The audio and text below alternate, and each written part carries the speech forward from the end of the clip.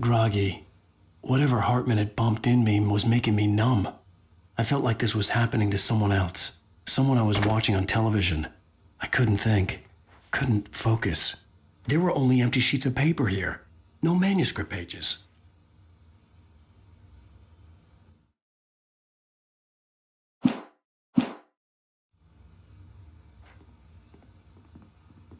The door was locked. I was a prisoner here.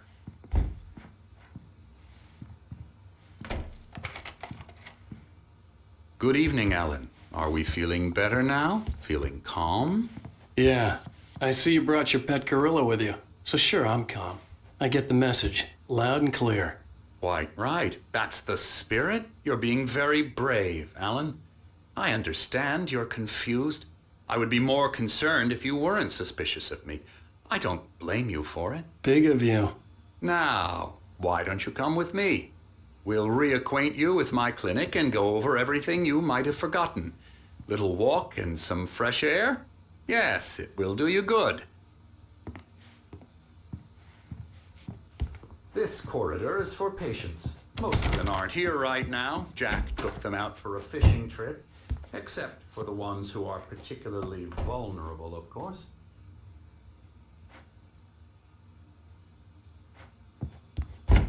I encourage creativity as a part of the recovery process here at Cauldron Lake Lodge. I specialize in treating artists. I bet you do. Splendid, Alan. I honestly believe we can get this thing under control if we work together. This way, Alan.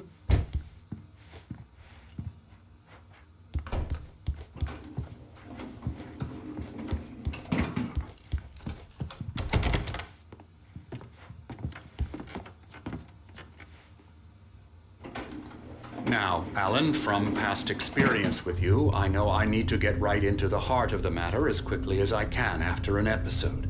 So I'm just going to say this. Alice is dead. No. You're in a very vulnerable state until you understand and accept this. Alice drowned, and you couldn't face that. You're suffering from hallucinations, paranoid delusions, unusual thinking, an obsession about light and darkness, a feeling that everything revolves around you, your thoughts and dreams. Your mind has constructed an elaborate fantasy scenario in which your writings are affecting reality. She has been kidnapped and supernatural forces of darkness are trying to stop you.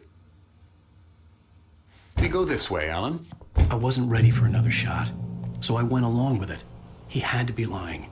But under the influence of the drug he had given me, I had to fight not to believe his words. It's all in your head. You've been making it up. Apart from the tragic accident with your wife, no one has been killed. Your delusions are just a manifestation of your subconscious mind trying to protect you from the too painful truth. Unless we fight the fantasy, it will return. I know the instinct is to resist me, but think about it. Doesn't this make far more sense than the insane supernatural conspiracy you have concocted in your mind? You're a skeptic by nature, Alan. We both know this. Everything can be explained logically.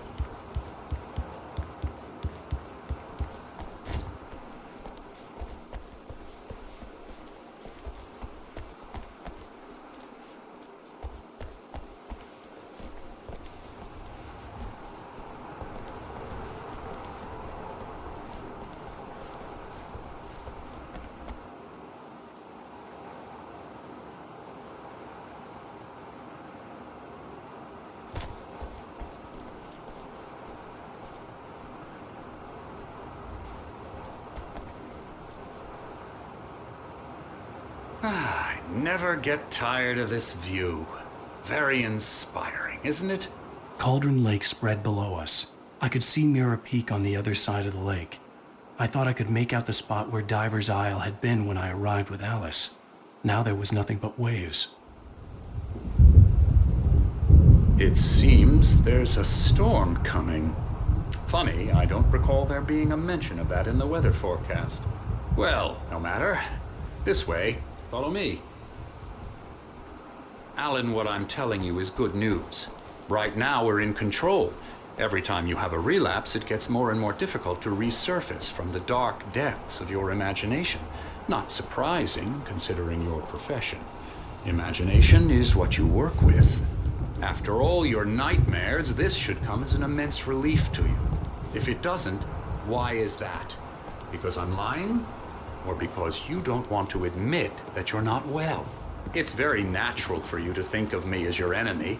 It's part of the illness. I let him After talk. all, Hartman I'm the one obviously trying loved to his bring own you voice. out of the world His you've words echoed constructed madly for yourself. inside my head. But I can't I dug do my it nails by into the myself. palms of my hands to stay You need focused. to work with me. Once you accept that, we can begin the journey towards your recovery. Come along. Let's go inside.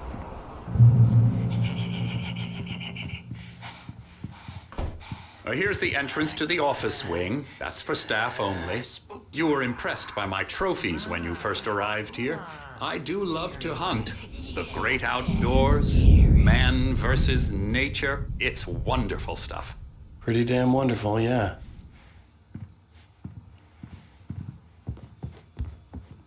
Scary, scary, scary.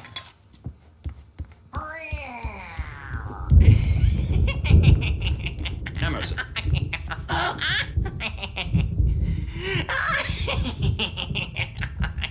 I'm a real bad dream, mister. You should be afraid of me. Don't want to run into me in the night, that's for sure. Please, Emerson. Mr. Wake is confused enough as it is. Yeah, you'd like me to go away so you won't be scared. But you can't just decide what kind of dream you have or when you have it. Emerson. Okay. Sorry. Boo. That's Emerson. We're actually making some progress with him, I'm happy to say. He works on video Elbow games. strike. Ooh, It's yeah. trash, of course, but it does involve Get some him to the head. small creative effort, which makes him receptive to my therapeutic methods. No kidding.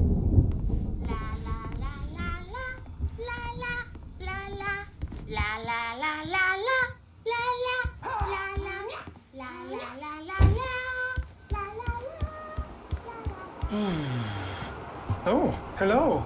I've painted you. Okay. I was just struck by inspiration a couple of days ago. Dr. Hartman wanted me to paint landscapes, and that's what I was doing. But now I've been doing these things, a lot of them. The images just keep coming. Dr. Hartman likes them. He has them in his office. Yeah? He's very proud of me. He says I'm getting much better. I think I'm getting better. Well, I guess I'd better start wrapping this up. The storm is almost here. Look at that. I'd hate to be out there tonight.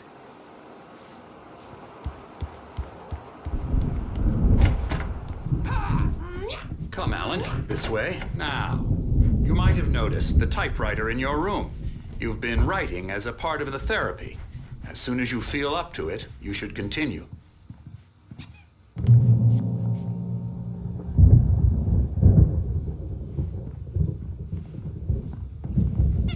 My rheumatism's killing me. There's a storm coming. Oh, what a storm. I hope it wipes this place off the face of the earth. And these two are the Anderson brothers, Odin and Thor. They had how should I put this? A heavy metal band in the 70s and 80s called Old Gods of Asgard. They even adopted new first names to complete the image of Viking gods. After the band broke up, they lived on a farm nearby. They are, well, in advanced stages of dementia. They're well cared for, TLC and all that. There's nothing more that can be done. I'm afraid that the rock and roll lifestyle has left its mark. Oh, that won't do. I'm so sorry to cut this short for now, Alan. The power has been acting up. I'd better go check on it. We'll continue this soon. Meanwhile, when you feel up to it, return to your room and try to write. It really is for the best. Don't you think? I've like to bash his head in with a hammer. Oh, he'd love to fish out our secrets, but he has no clue. He's not crazy enough. Not crazy like us, Sonny. Yeah! Being crazy's a requirement, Sonny. Who else could understand the world when it's like this? It takes crazy to know crazy. That's the sanest thing I've heard in a while. Zane! You're all right, Tom. Hey, we like him, don't we, bro? He's got to go to the farm. The Anderson Farm.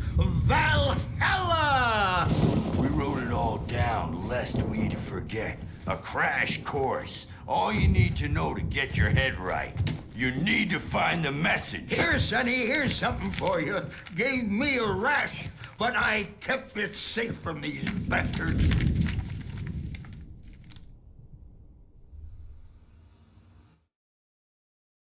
Zane could feel the poems, taking form, shaping things. As he experimented, he imagined he could almost feel the power surging through the keys of the typewriter. It exhilarated him. But there was fear, too. If not for his young assistant Emil, he would have given it up. But Emil convinced him otherwise. He too had a way with words. My head was clearing up, or according to Hartman, I was sinking back into the fantasy. I was convinced he was lying to me about everything. Crazy or not, the Andersons made more sense.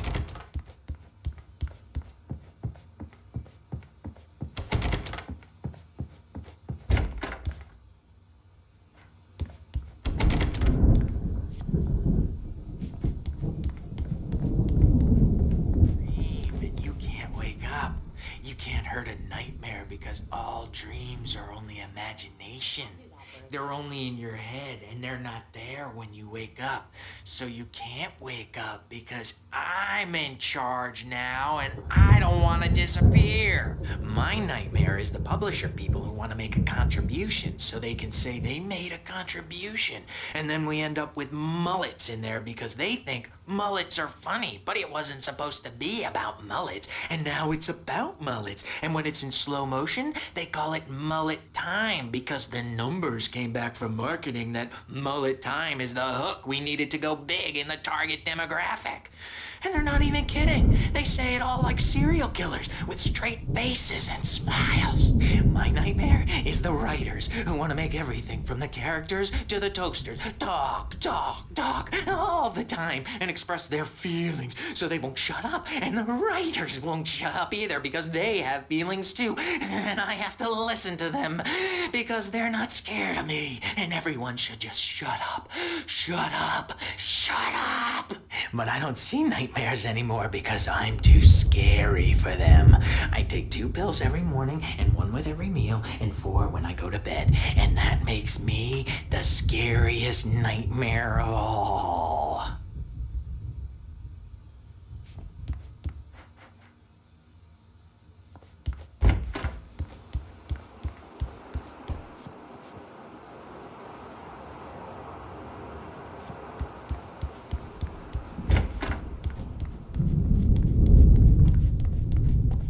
Hey, Wake, why don't you humor Dr. Hartman and give the writing a shot, huh? Typewriter's in your room. You can get to your room by those stairs, Wake. The doors were locked. Hartman and the nurses would have keys, but there was no way to get my hands on them.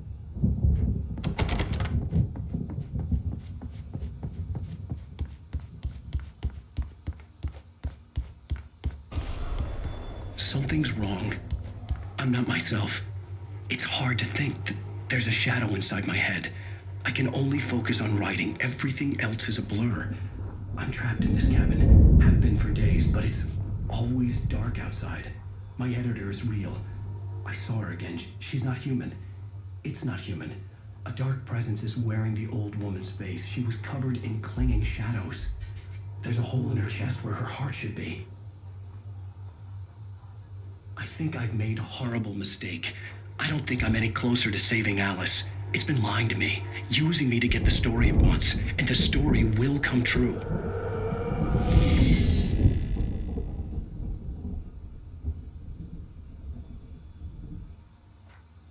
Hartman wanted me to write. I knew I couldn't, but I figured I should just play along for now. It was the only thing I could do with Nurse Birch watching me like a hawk.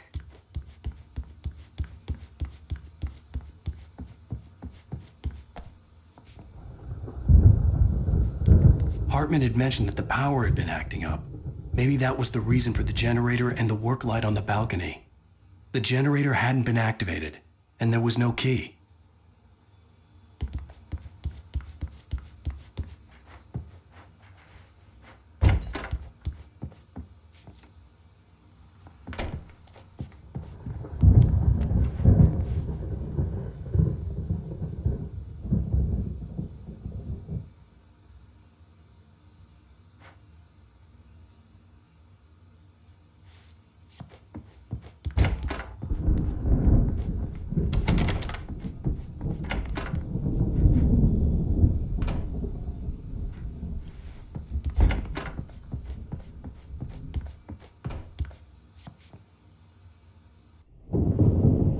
The white glare of the blank page in front of me hurt my eyes. My hands began to shake uncontrollably. Everybody, calm down. Put that down. Bert, I need help. Hey, Wake, you stay here. I'm gonna go see what's up. You just keep doing what you're doing. Be cool, okay?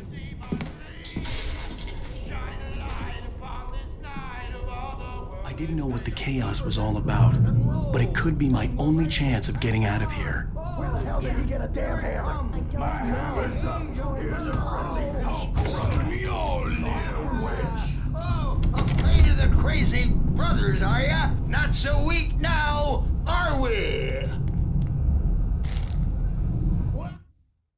Hartman kept talking, giving Barry the grand tour, clearly proud of the place.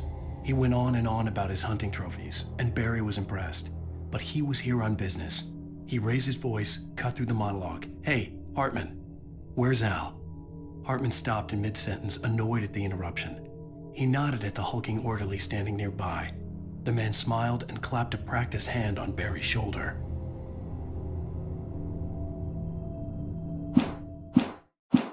Things are unraveling fast, aren't they?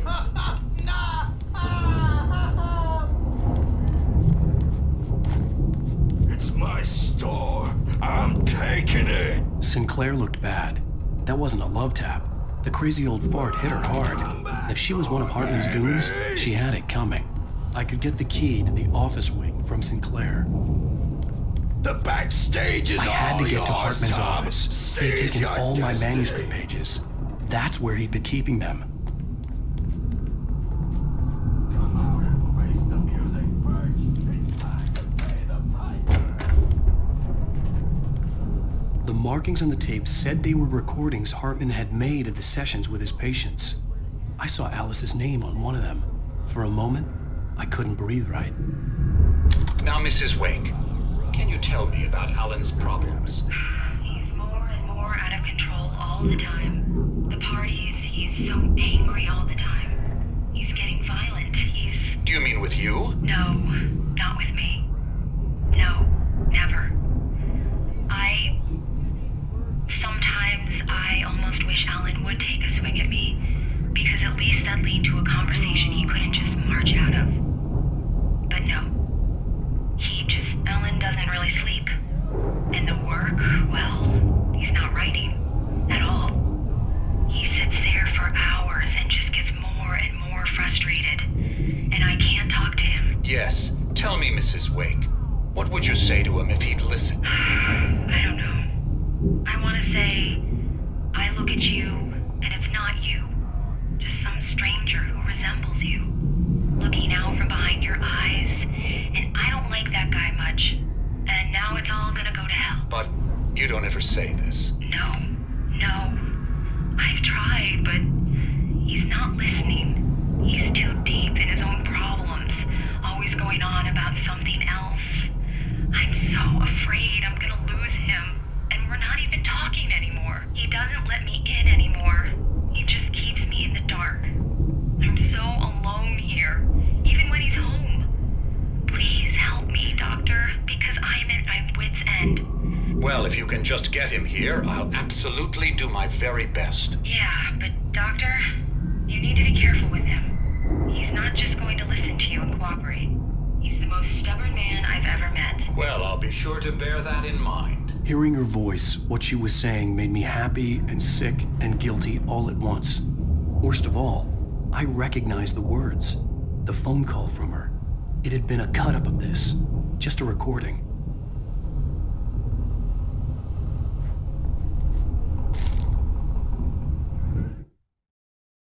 Hartman wasn't happy. Maud could see it in his eyes.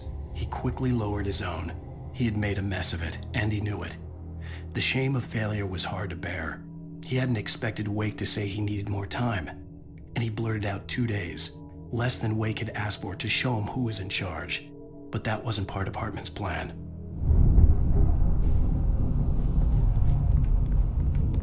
Let me out of here! Hartman, do you hear me? I'm gonna sue your crazy quack ass to slang! Seriously, do you have any idea how much trouble you're in? I'm famous. I represent a celebrity.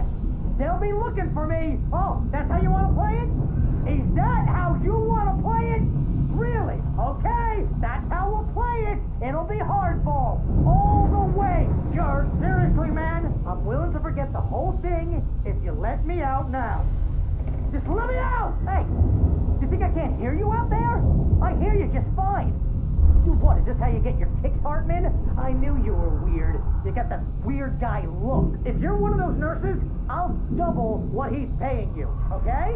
Do you have any idea how much I make as an agent of a best-selling writer? A lot. Is a personal check good?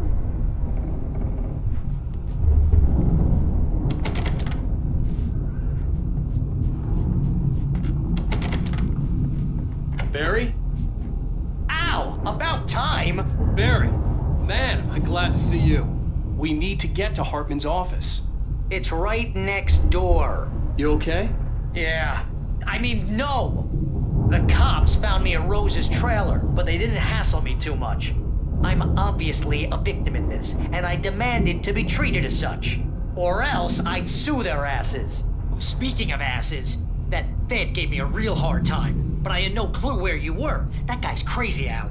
But he let me go, and then I get a call from Hartman, that son of a bitch, who tells me you're here, and I should come pick you up, but when I got here, 2 goons clobbered me and stuck me in there. What's with the cutout? I stole it from the diner to piss off Rose after what she did to us. That'll teach her. Yeah, that's a harsh punishment. Come on, pal, we gotta get going.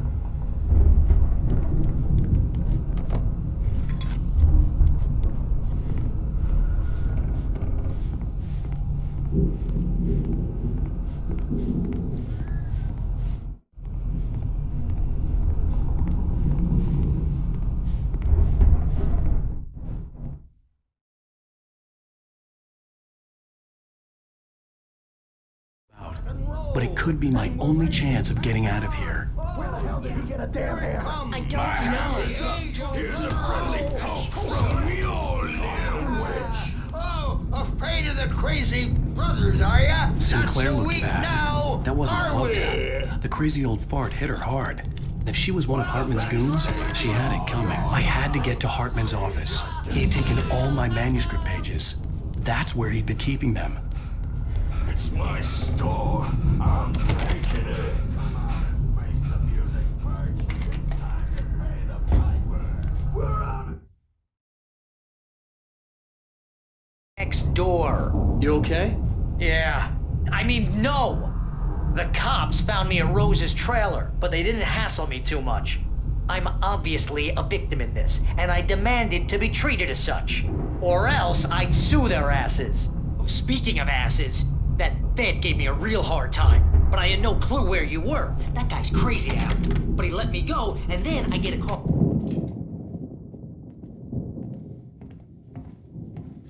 These were all the pages I had on me. And more.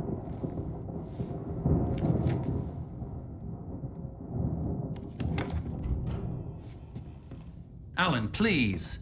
You're sliding back into the... Tell me one more lie and I'll shoot you in the face. Ah, well, it was worth a shot. Really, Wake, come on.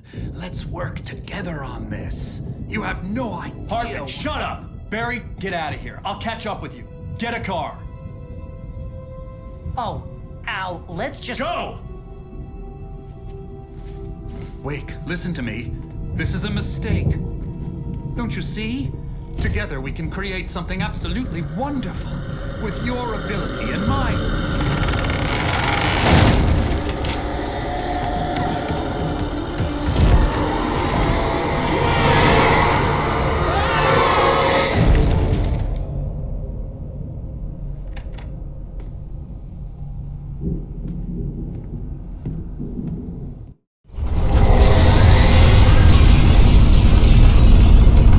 The dark presence would be on me in a moment. I had to find a way out.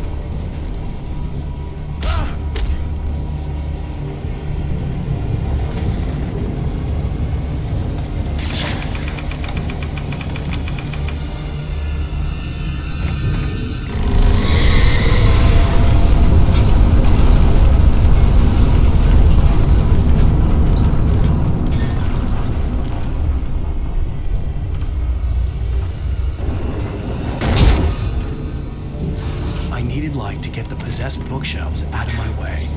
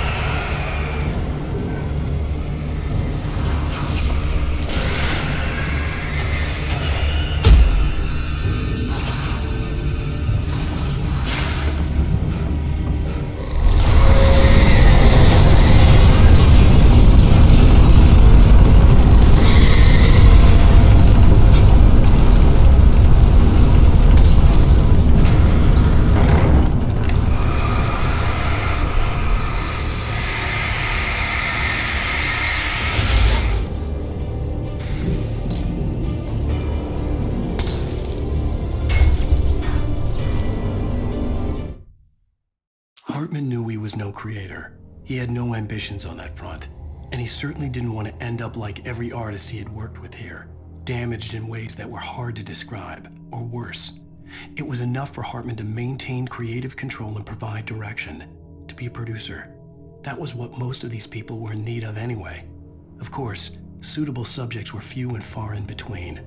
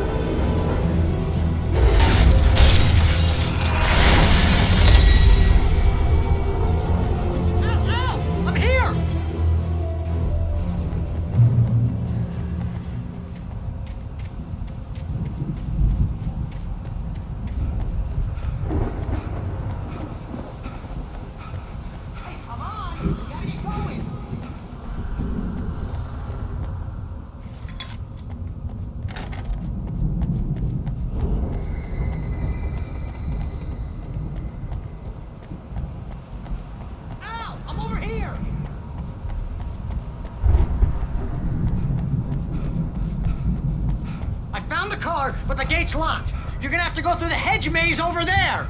Barry, I don't have a light. Take this, Al. Oh, God! Look at the house, Al!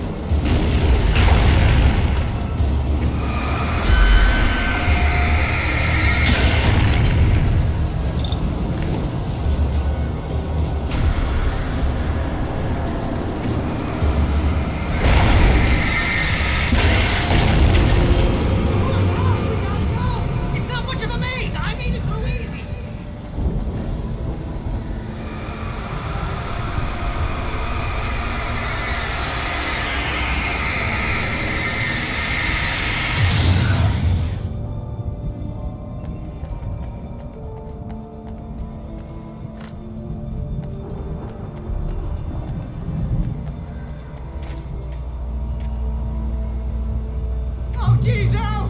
The house looks bad! Let's get out of here!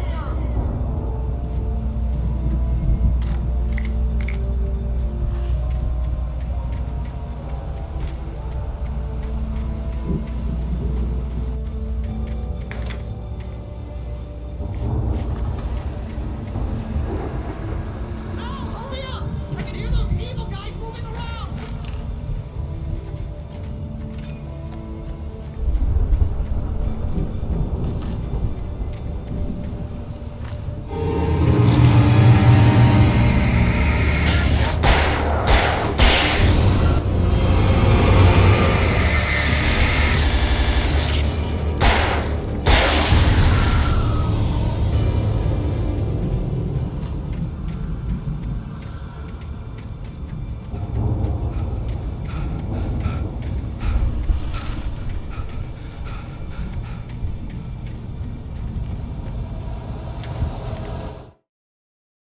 I stared at the Viking paraphernalia that littered the area surrounding an unlikely centerpiece. A full-side stage complete with an impressive sound system with all the trimmings, including a dragon. It took a special kind of crazy to build something like this in a remote field. When the sky split open with a deafening boom and the music started blasting, it felt strangely appropriate.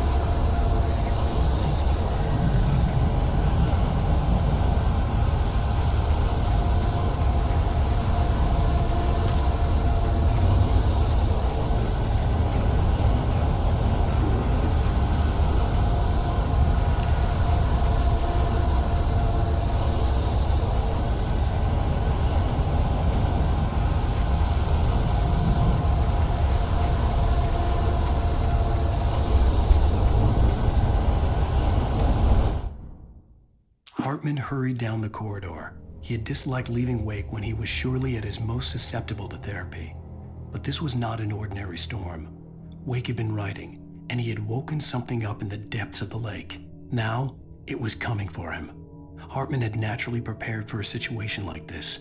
The idiot brothers would keep Wake distracted while Hartman double-checked everything, just to be sure.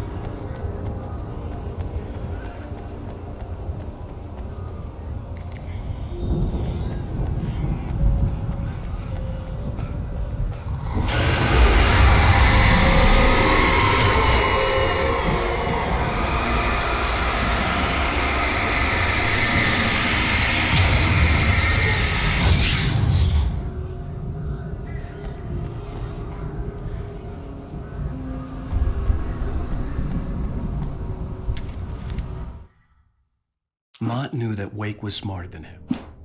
For the moment, Barry was just glad he had survived the fall. He had been separated from Al, and there was no easy way to climb back up. He told himself he'd be okay in the gloomy forest at night. He would just have to wait for a while for Al to find his way down. Barry turned when he heard the heavy footsteps and saw the movement. The man-shaped shadow lunged at him from the bushes, an axe held high. Barry screamed and threw up his hand. The world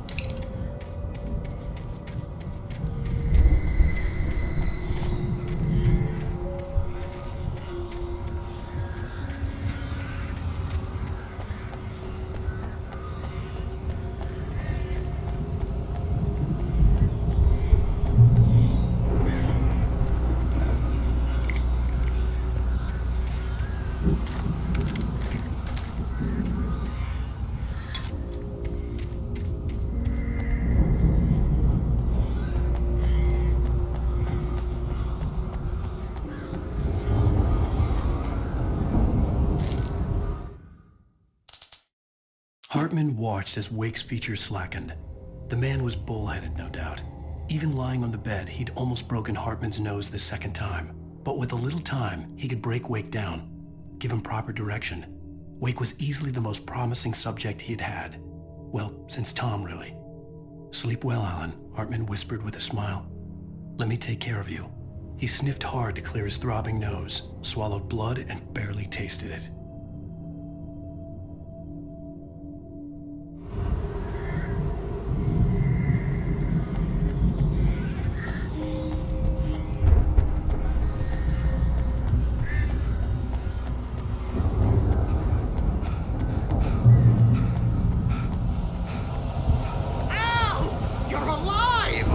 Let's get out of here. Can you open this gate? Maybe. Barry! Well, I slammed it shut when the nasty showed up, and the key fits kind of loose in the lock, so, Barry! Don't worry about it.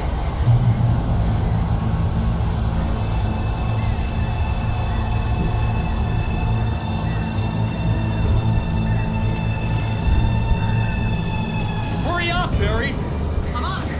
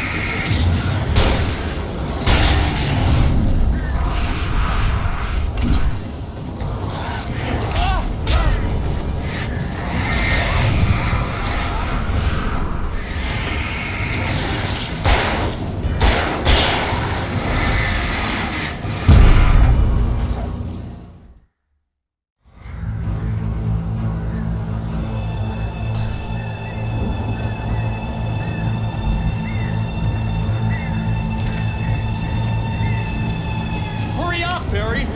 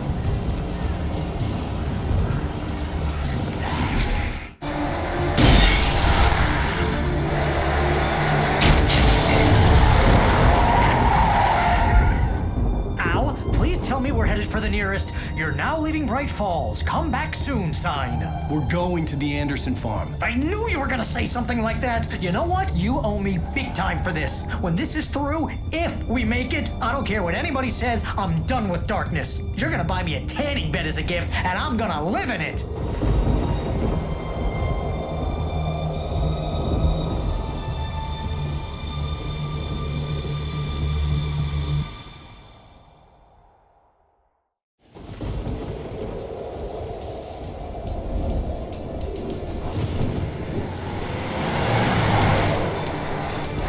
Crazy, but that's fine, Barry. Oh, you got that right, Al. You're barking mad. You are by far the craziest... But maybe that's inevitable when you deal with crazy stuff like this.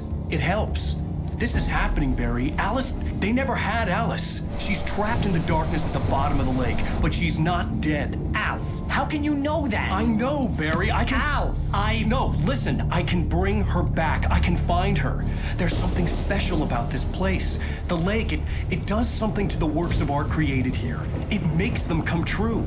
But there's a catch. The dark presence, whatever that thing is, twists it to its own ends. That's why all of this is happening. It's using my manuscript to take over everything. Al, I believe you. It happened to Thomas Zane before, it happened to the Andersons. I believe you. Crazy or not, you're not delusional. Weird shit's going down. That's a fact. I'm on board, man. I'm with you. The Andersons knew about it, but they were too far gone to tell me with all the drugs they were on. But they wrote it down. There's a message somewhere at their farm, Barry.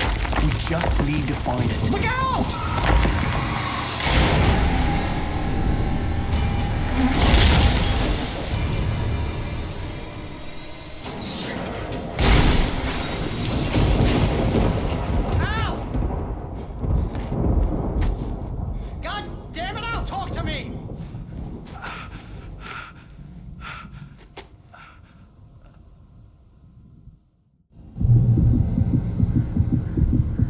I had lost my gun in the crash. Barry was nowhere to be seen.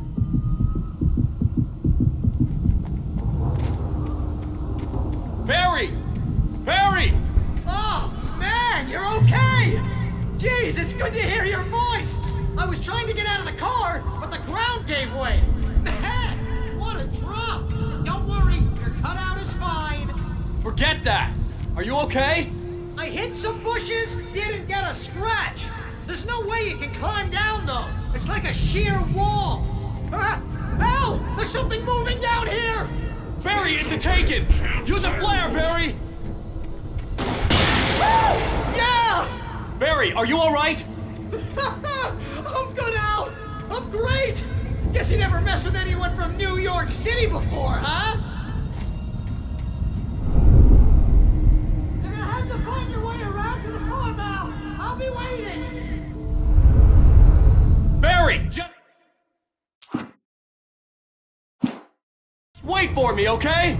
Al! I'm not staying here! It's suicide! I'm going to the farm! I'm gonna go ahead and secure the area! You can catch up! Don't worry about it! I'm on the case! Now he's Rambo. This would turn into a disaster if I didn't catch up with Barry.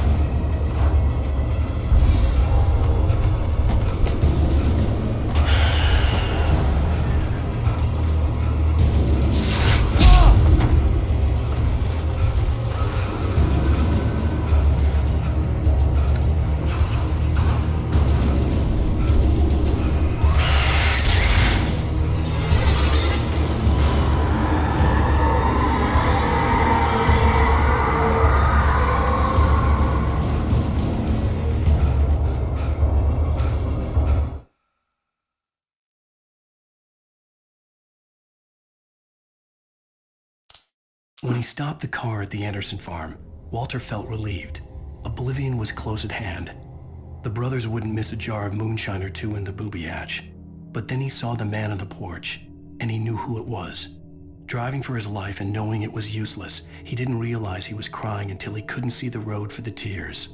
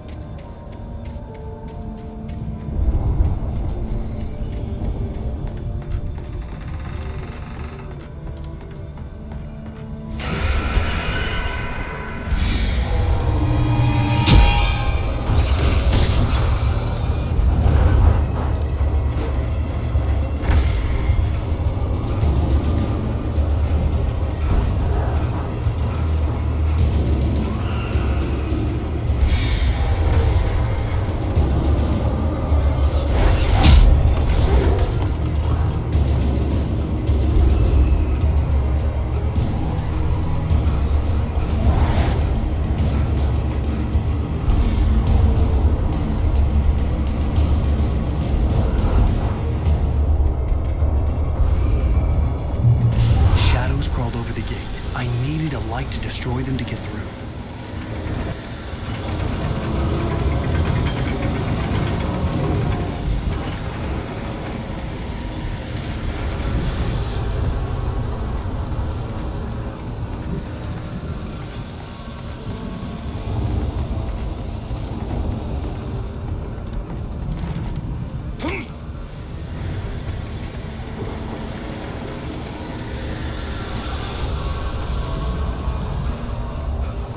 I hoped there'd still be a working generator somewhere around here to power up the old lights by the gate.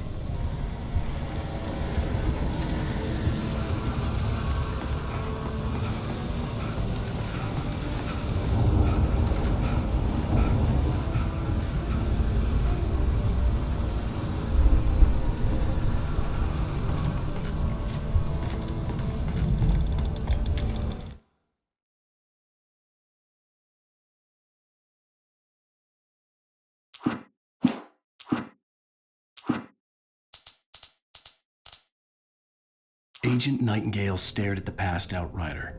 The man was sleeping off one hell of a night. Nightingale felt a stab of envy at Wake's oblivion, but he had a job to do. He put the gun to Wake's head and almost became a murderer. His hand shook and his throat felt tight and dry. Biting his teeth, he tried again to pull the trigger. He lost the nerve. Wake stirred. Nightingale would have to settle for an arrest.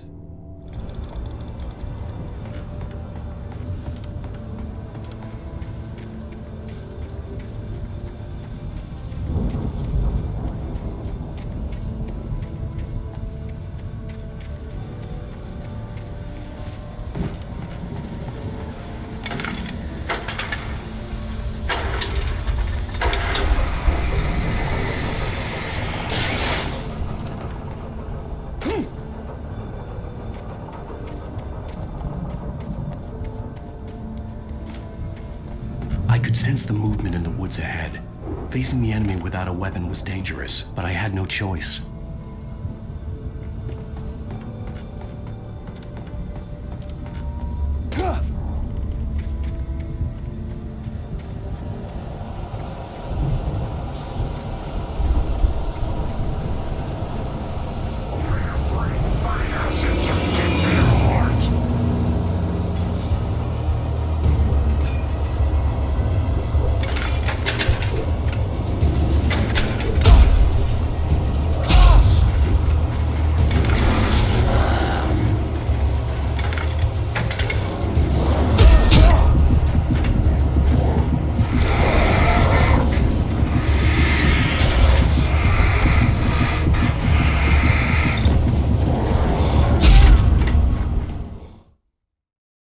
I could sense the movement in the woods ahead.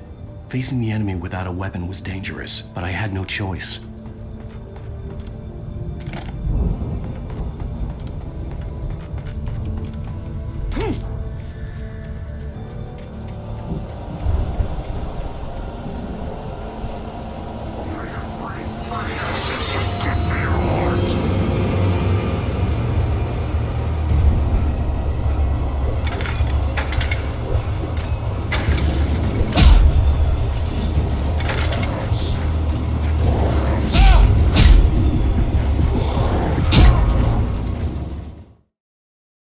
I could sense the movement in the woods ahead. Facing the enemy without a weapon was dangerous, but I had no choice.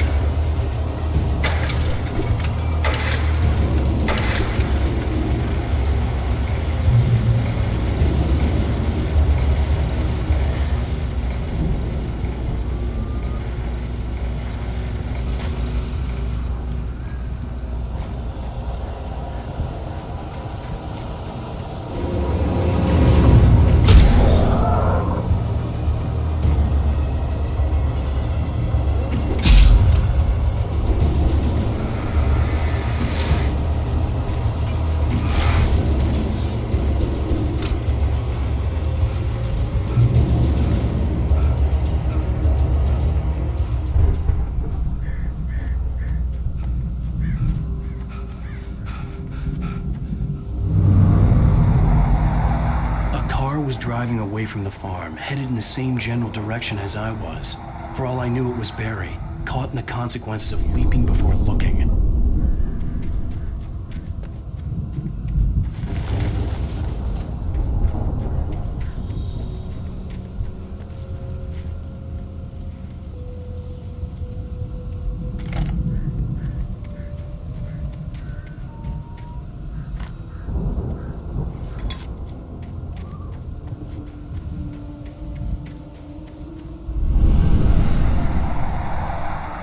The car was heading for the cabin up ahead.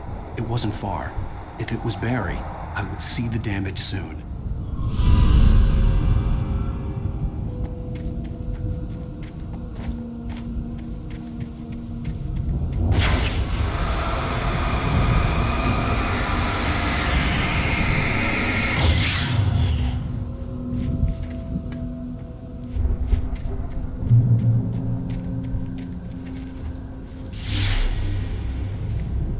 I'm trying to deliver each page to the right time and place. I'm trying to show you how the story goes. I had seen glimpses of the light before. I had seen it in my dream. It was a strange spaceman or a diver in a bulky suit. He was the one who'd been placing the pages on my path. The dark presence followed the choreography laid out to it in the manuscript, growing stronger and stronger, moving like a storm from one scene of destruction to the next. But it was still bound to follow the story and chained to the dark place it came from. When the story reached the end it longed for, it would finally be free.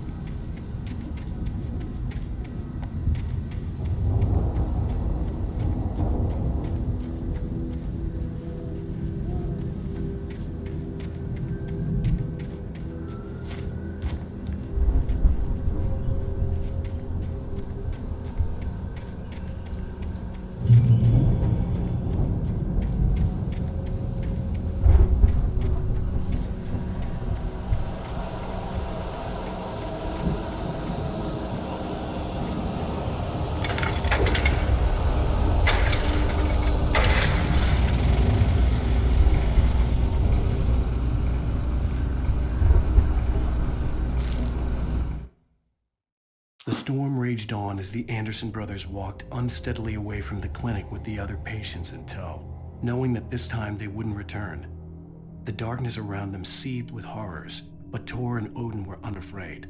Their eyes glinted with guile. They knew every secret path, and there was blood on their hands.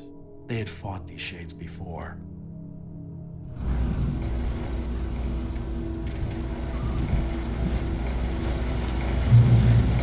Someone had left a gun behind. Now I had a fighting chance of reaching the farm.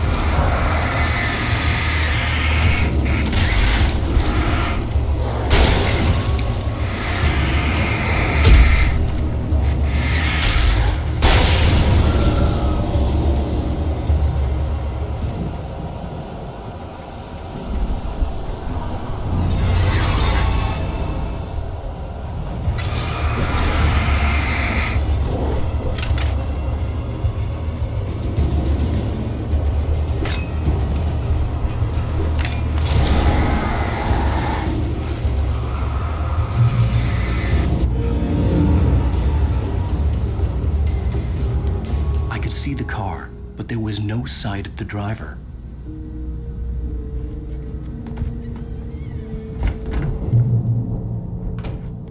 Hello? Anybody here? Barry! No! Danny, you're not!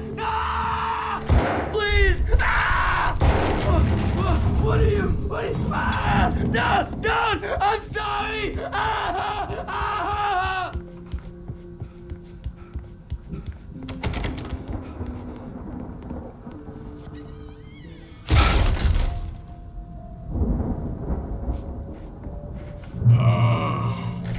I know you. You were in jail the other day.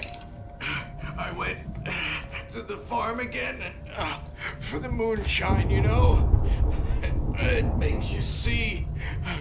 They're not gonna miss it. They're in the loony bin.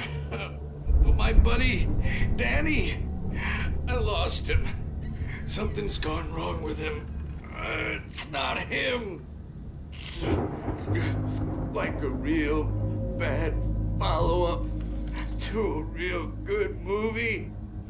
The best friend's suddenly the bad guy who this crap anyway?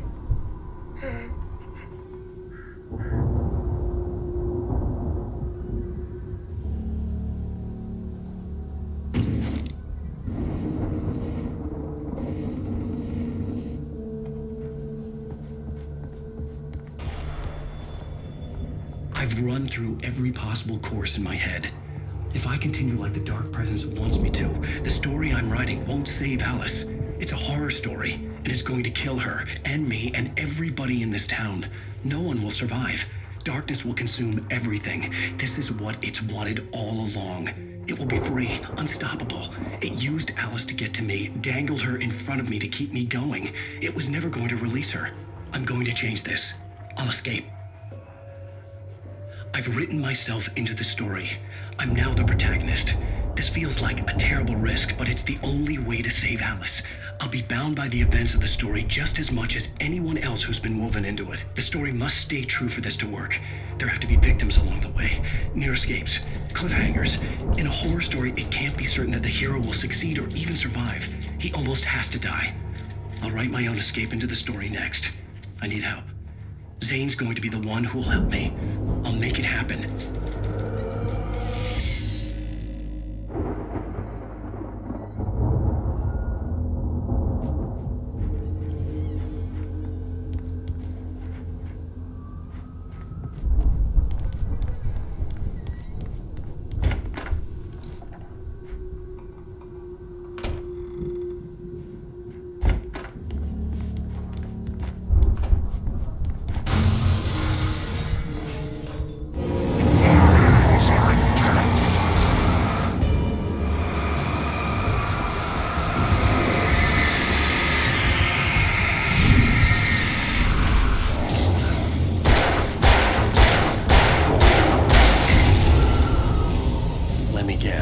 Danny, huh?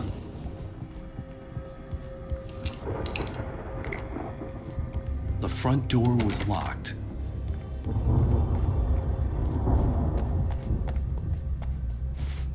The farm was still a good distance away. I'd need a car to get there fast.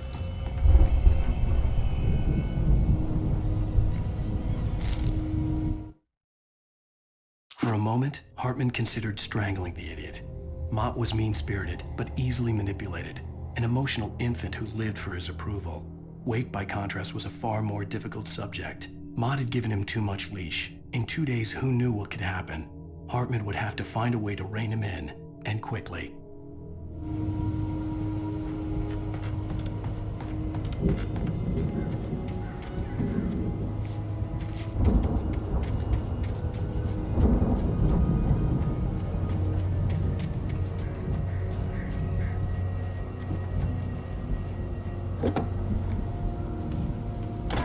Barry wasn't up here, he was probably in trouble down at the farm. For a moment, I felt bad for doubting him.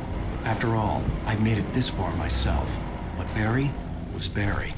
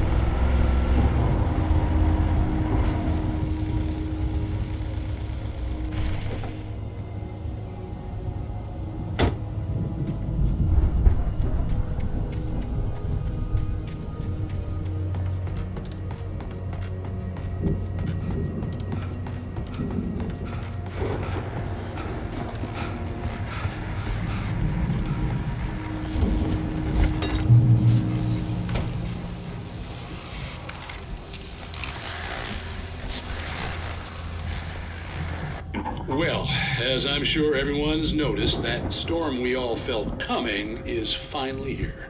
The boys at the Weather Service reckon it'll last until morning at the very least. Pertaining to that, let me read that missing persons alert again. The Sheriff's Department's still looking for a Caucasian woman, 30 years old, slim and blonde with blue eyes. She may be lost in the woods, and it's possible she's been injured in a car accident. If you see her, please make sure you get her indoors and call the sheriff.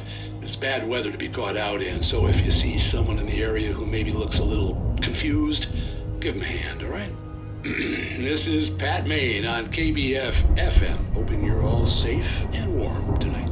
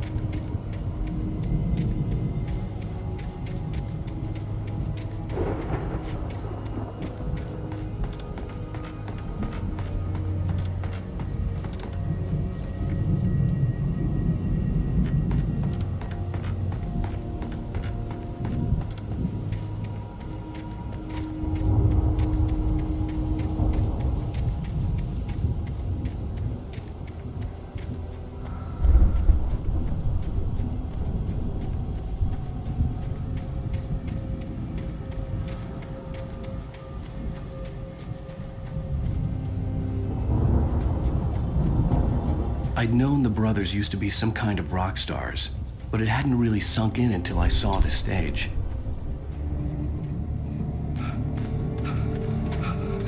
Al! Run! Incoming! There's too many of them!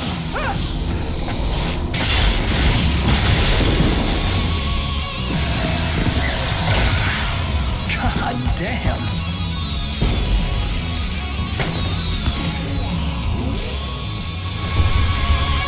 I'm so glad you decided to go it alone, Mr. Bronson.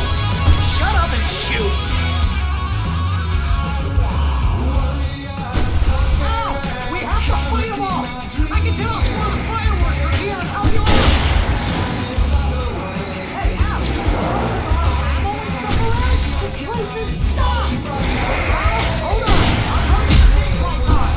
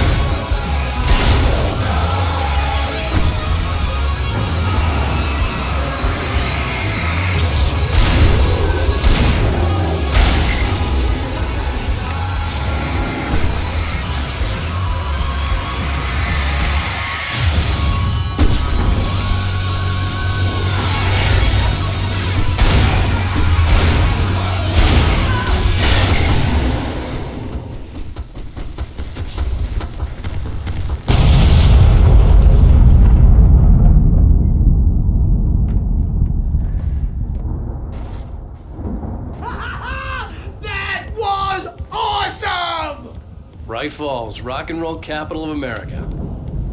Hey, Al! This way to the farm!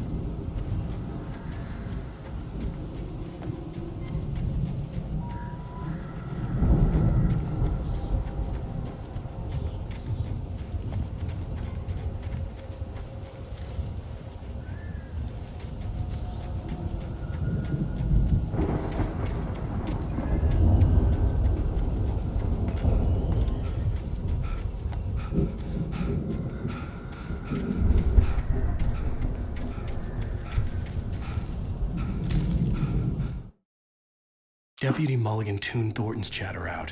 He didn't think riders were particularly useful people, and a huge manhunt for one struck him as idiotic. Certainly not worth the missed opportunity for coffee and pie. It wasn't even clear what the man had done, except run from them at the trailer park. Mulligan knew he wasn't alone. The sheriff's patience with the Fed was running out.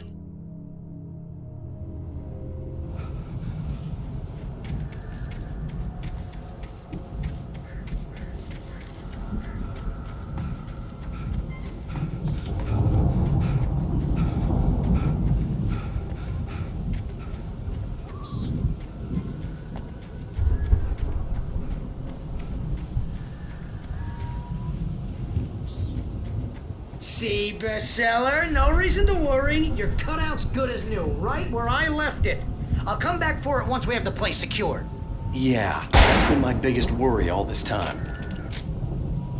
We need to get this thing moved out of the way. This is as far as I got before they ambushed me.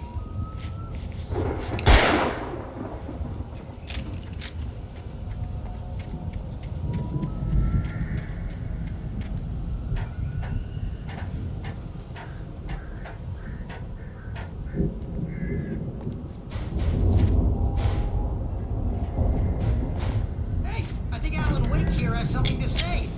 What's that, Al? Oh, I'm Alan Wake. I'm always right about everything. And if I don't get my way, I'll sulk all day long. I'm always intense and moody. It makes me very attractive and mysterious.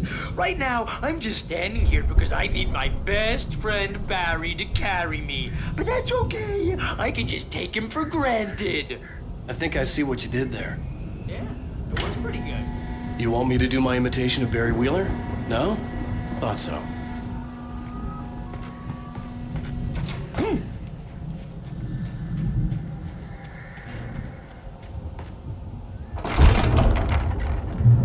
Wow!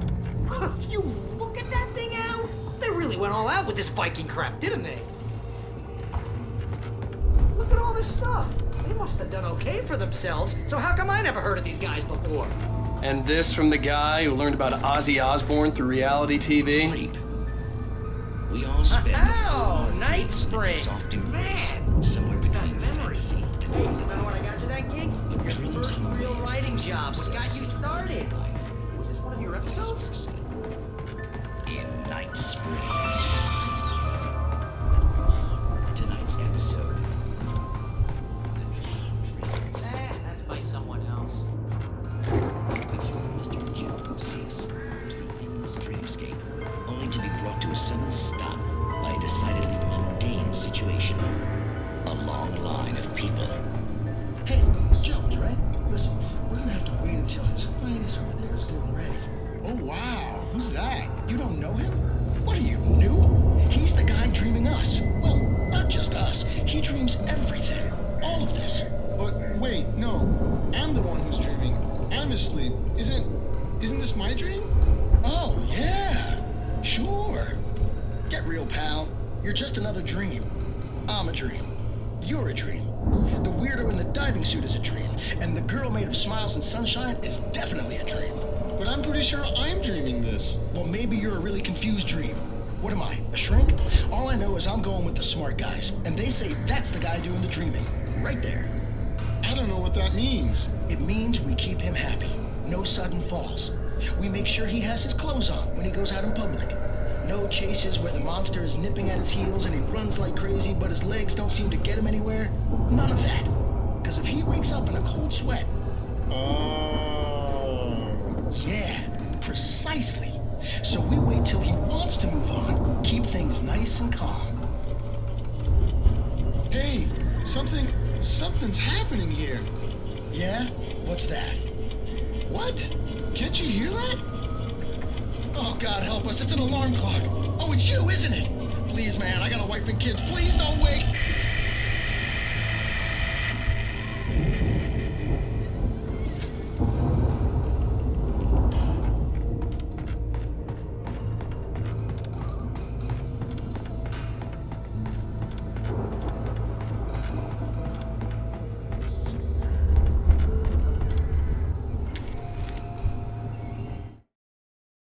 It's 1976. Madness reigns at the Anderson farm. Contrary to all logic, the headiest ingredient of their moonshine is unfiltered water from Cauldron Lake. The Andersons feel like gods. Odin can't stop laughing. He contemplates cutting his eye out. Tor runs across the field, naked, shrieking, hammer in his hand, trying to catch lightning. Their songs have power. Something ancient is stirring in the depths, coming back.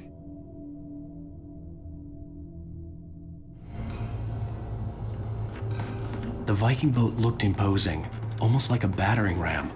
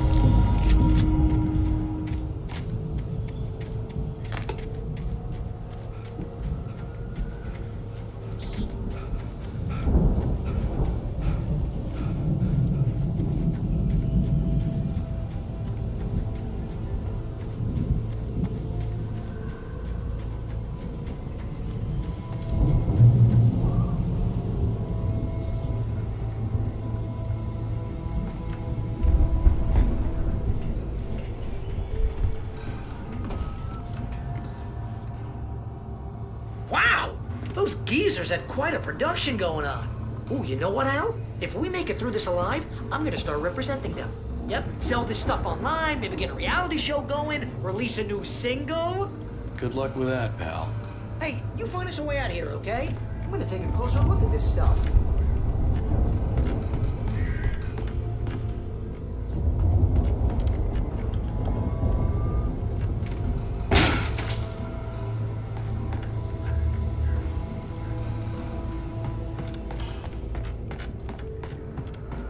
Be careful, Al!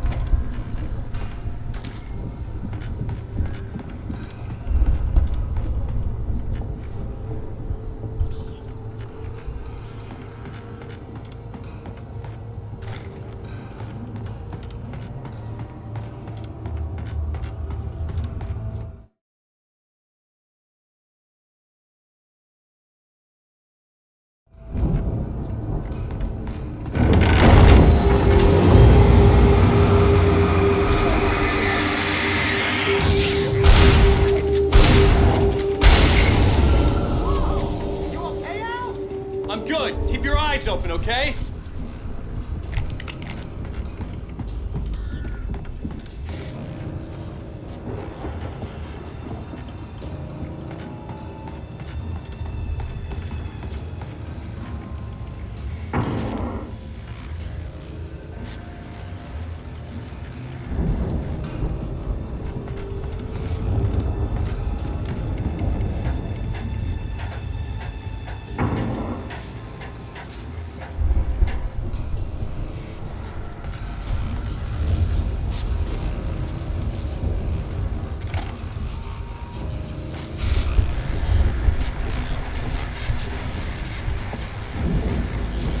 As you regular listeners know, I tend to work through the night, but I'm not the only one. Deputies Mulligan and Thornton are taking a couple of moments off their busy schedule to join me here in the studio. Boys, how busy are you now? Deerfest is almost here, isn't it? I bet that keeps you in business. Pretty busy, yeah.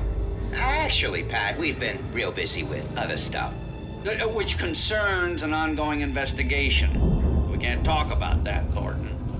I wasn't gonna say anything. I was just saying we got, other irons to fry. And how would you compare your workload to last year's? Things have seemed relatively peaceful to me, but people do tend to get a little wild this time of year. Oh, it's wild, Pat. It's pretty wild. There's been all sorts of trouble this year. Vandalism, fighting, public disturbances.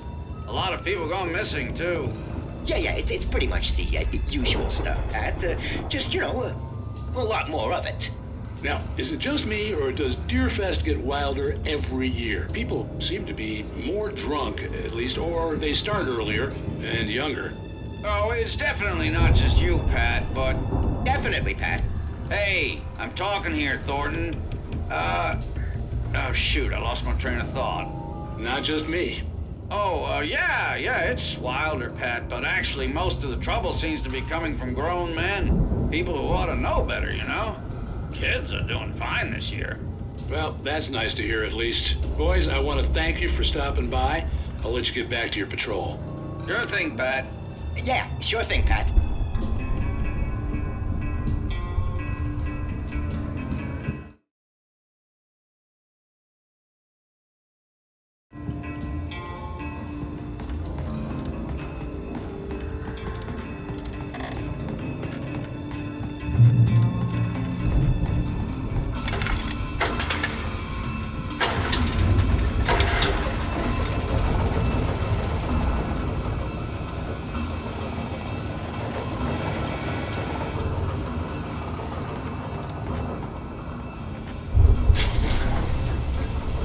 See the building that had to be the Andersons' home on the other side of the field. It wasn't far now. I wasn't worried about trusting the ramblings of two burned-out geriatric wrecks. They had the goods.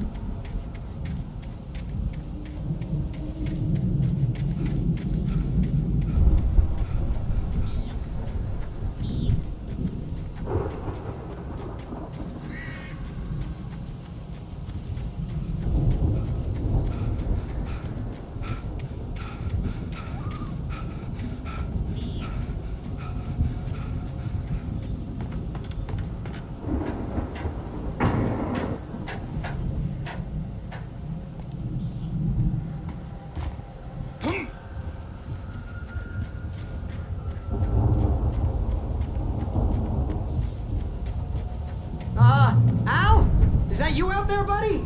Yeah, it's me. Hang on. I'll try to find a key to get the door open.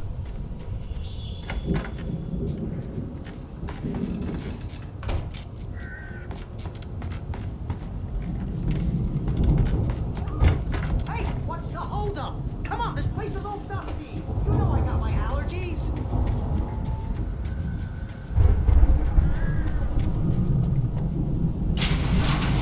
Come on, Al! Hey, let's go, man.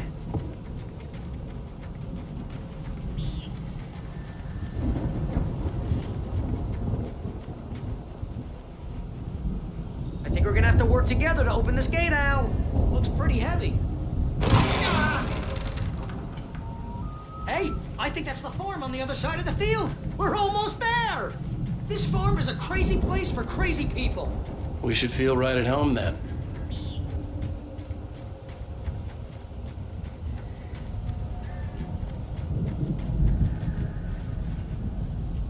Come on, one more gate. Let's do this thing.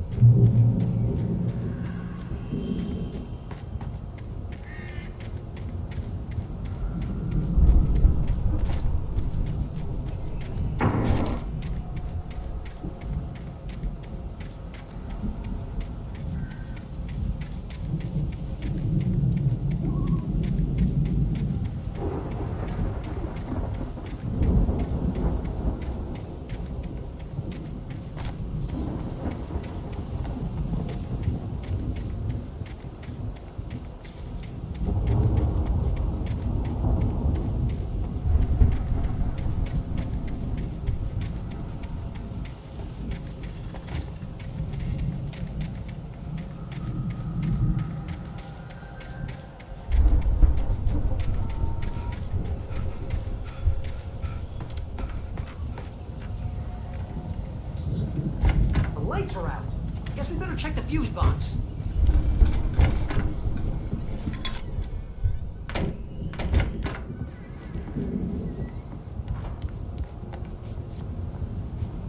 The power downstairs was out, but I was sure I could fix that at the fuse box.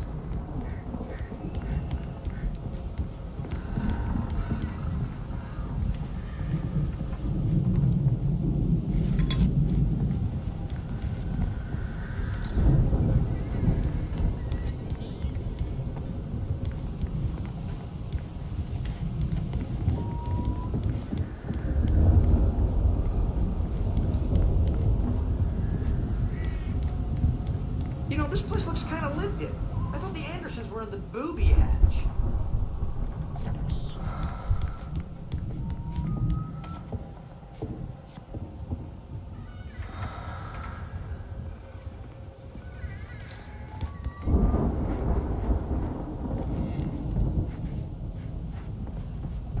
Come on, Al, let's get the lights on, huh? Again, Alice's screams rang in the stillness of the night. I saw myself run toward the cabin, flashlight in my hand. I followed my past self. I was an out-of-body observer, a time traveler in a crazy drunken dream. This was the beginning. The night Alice had disappeared. The mystery of what had happened during the missing week was about to reveal itself.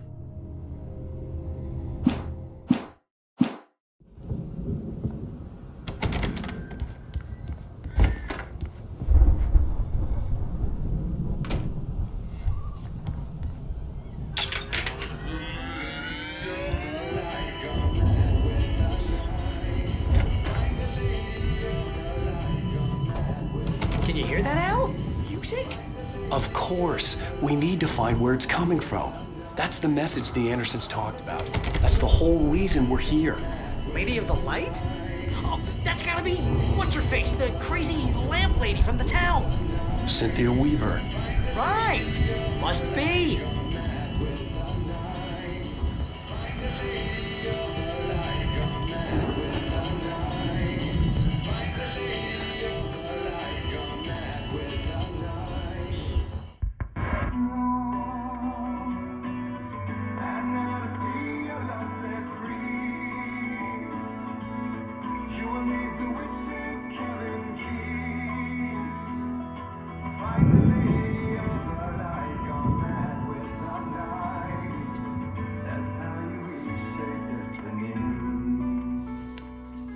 Okay. We need to find Cynthia Weaver. We'll stay here for the night and head back to town as soon as it gets light.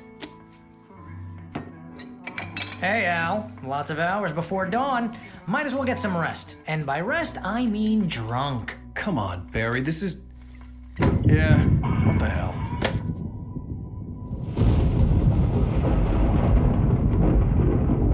Listen, Al. I'm sorry about Alice. No, seriously, because I know we don't get along, but we're gonna find her, right? And even though you're a crazy bastard, I'm gonna stick by you, no matter what, ever, Al. Sure, you're like a brother. I'm a writer, goddammit. Correct. If I just wanted to, I could write 10 books a year. And they'd be the best books that year. No, you couldn't. That's right, I couldn't. But I could, because I'm a writer. What? What do they put in this stuff? I feel like my brain is coming out of my nose. I'm gonna get the recipe off those coots and be a booze millionaire. I just miss her, Barry. I just want her here with me. I know, Al. I know. It's gonna be okay. We're gonna make it okay, man.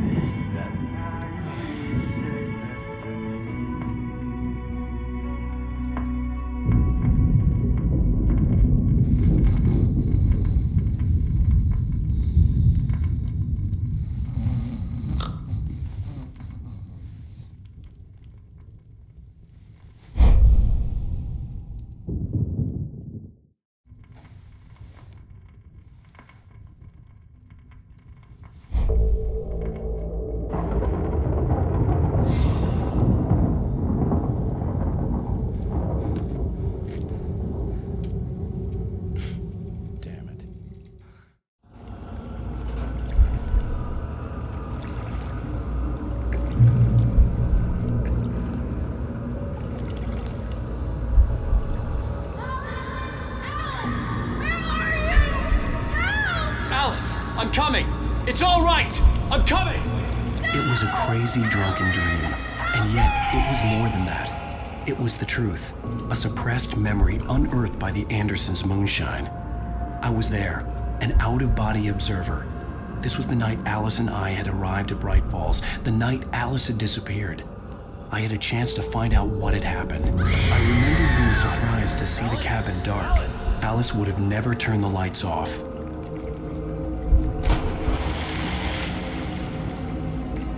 I remembered thinking I caught a glimpse of her form underwater, sinking into the darkness. Beyond this lost memory, there was nothing. I had to follow the footsteps of my past self to find out what had happened that night. Diving after her was the last vague memory I had of that night. After that, the next thing I could remember was waking up behind the wheel of the crashed car and finding the first pages of the manuscript.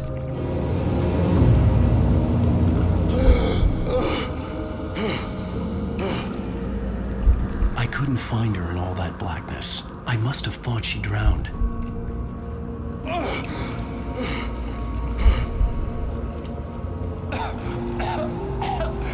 Alice! Jagger had Alice, and so she had me. Alice!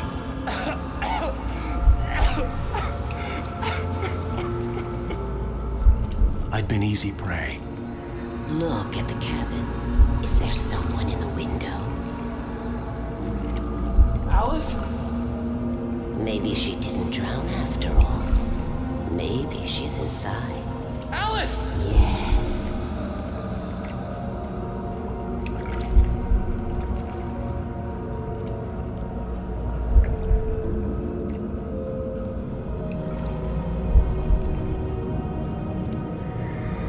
The dark presence had touched me. She had dug her nails into my brain and used me, made me her puppet.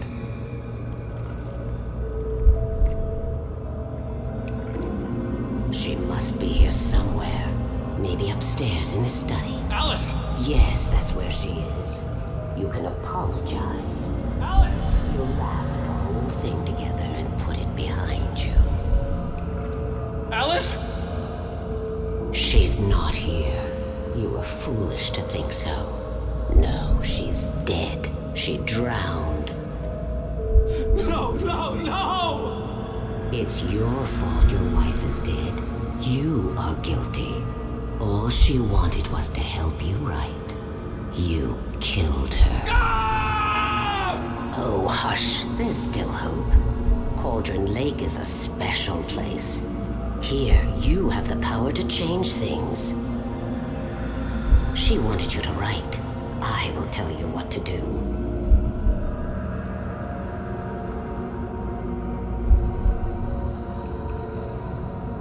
You can write her back.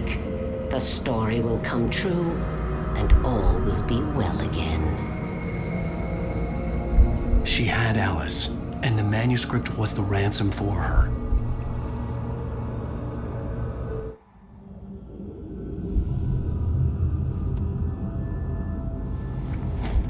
Yes. All right. I'll fix it. I'll bring her back.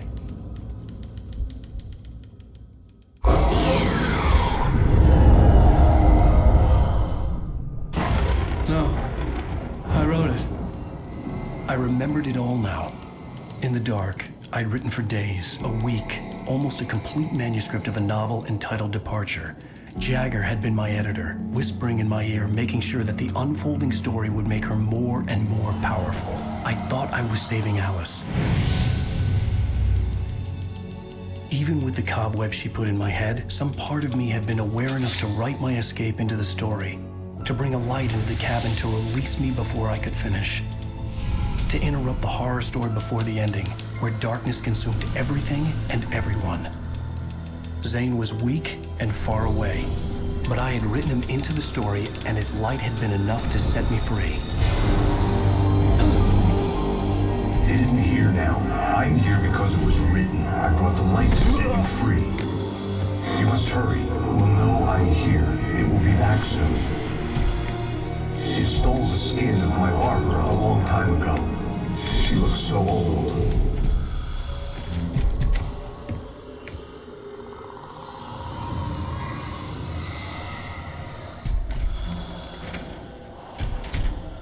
I had woken up, confused and groggy, my mind consumed by darkness and fear. All I could do was to escape.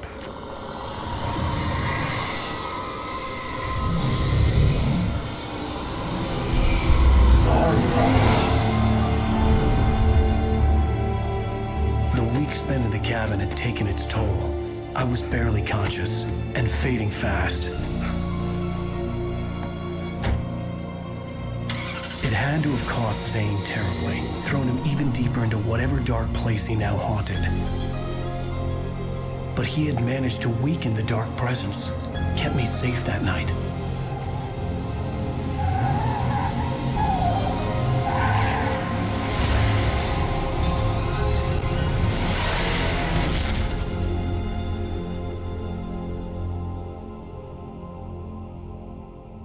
I wrote it. It's my fault. That's right, James Joyce. It's your fault, and you're gonna pay for it.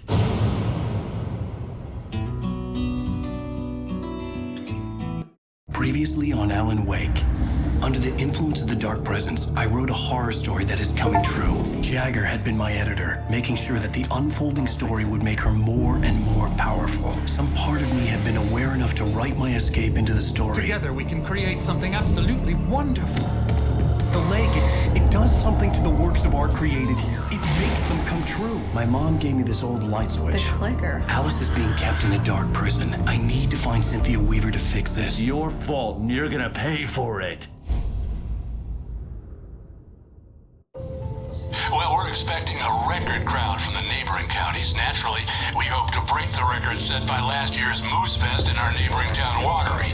Ladies and gentlemen, some people have asked me, what's the big deal about Deer Fest? And I think that this sums it up. It's about friendship and community. We've got a great party coming up, but let's try to hold it in until tomorrow and get through the night in one piece, all right? I have it. Someone will come for it when the time is right. Thomas said so. He wrote it. The key is insurance. It's my job to keep it safe. Safe in the light. Always in the light.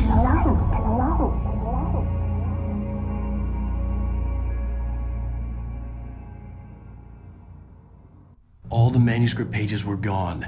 The FBI agent had taken them. I think my tongue just took a crap in my mouth. Ugh. Oh, wait, we're in jail now?